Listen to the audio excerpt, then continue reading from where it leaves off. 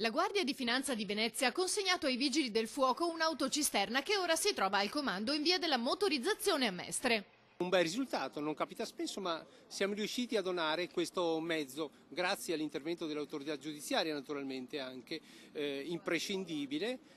Siamo riusciti a donare questo mezzo per le attività dei Vigili del Fuoco. Il mezzo era stato confiscato nel corso di alcune indagini di polizia giudiziaria finalizzato al controllo delle frodi nel settore petrolifero. Le indagini hanno consentito di individuare questa associazione e portarla alla luce, sequestrando il mezzo con il quale veniva poi portato il bene e il materiale il carburante presso vari altri depositi o anche utenti privati. E mentre la finanza consegnava il mezzo ai Vigili del Fuoco, poco distante andava in scena una vera e propria dimostrazione per i bambini delle scuole materne e primarie mestrine.